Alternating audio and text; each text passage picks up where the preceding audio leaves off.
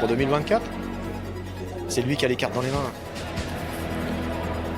Lucas, c'était quelqu'un de très calme déjà. C'est pas quelqu'un qui se montre énormément, mais aussi qui du coup il s'entraîne de son côté et ça peut être sa force justement. Je trouve qu'il se déplace bien et qu'il a un très bon et fort potentiel. Mon rêve ultime, c'est de gagner les Jeux Olympiques. 7h30 jeudi matin, le soleil n'est pas encore levé, mais Lucas, lui, est déjà debout depuis plus d'1 heure. Je fais les allers-retours 3-4 fois par semaine. C'est vrai que la première année, c'était vraiment compliqué. Parfois, il m'arrivait de ne pas me lever parce que j'étais fatigué, tout simplement. Donc, c'est vraiment l'habitude de la routine. Le jeune homme a quitté la Géorgie pour la France à l'âge de 5 ans, l'âge où il a découvert les tatamis. Dès que je suis arrivé en France, mon père m'a tout de suite inscrit au judo. Et on a cette âme de combattant un peu guerrier chez nous. Ça vient de là. Ce que j'aime, c'est vraiment le fait qu'on cherche tout le temps à surpasser ses limites.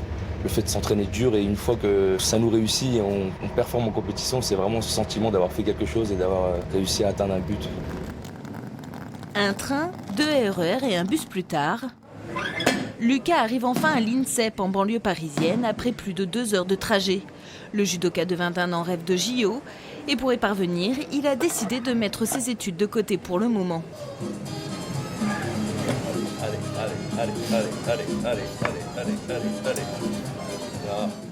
Son objectif aujourd'hui, perdre du poids puis le reprendre en muscles.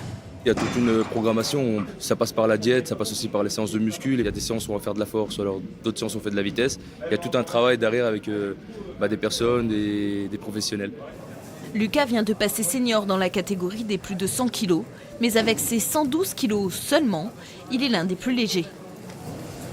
Ça peut être une faiblesse, mais c'est aussi un point fort, c'est son gabarit, son petit gabarit, mobile. Et c'est quelqu'un qui est très agile, qui fait très très bien le judo. Et donc du coup, on va dire qu'il peut se reprendre de par son profil un peu atypique, où il n'est pas forcément grand dans la catégorie. Et on sait que la catégorie des poids lourds, on a tendance à imaginer un peu des colosses comme Teddy, un peu. Je trouve que c'est un judoka qui est atypique par son judo, parce qu'il bouge, parce qu'il a plusieurs cordes à son arc, qui n'est pas évident. Chez les lourds, parfois, c'est plutôt... La plupart du temps, c'est une technique ou deux, alors que lui, il tourne dans tous les sens, il essaye de trouver des solutions.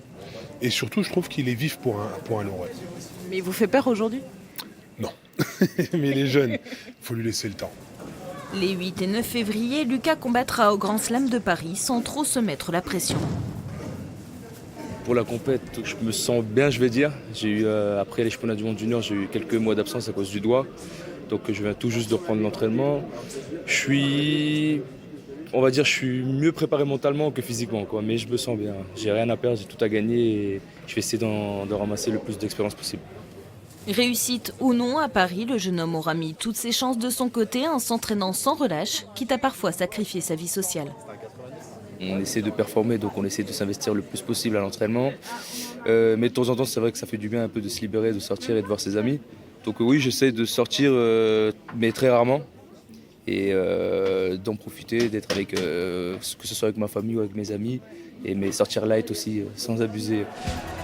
Tous ces sacrifices, Lucas espère bien les voir payés en atteignant un jour les Jeux Olympiques et pourquoi pas en 2024.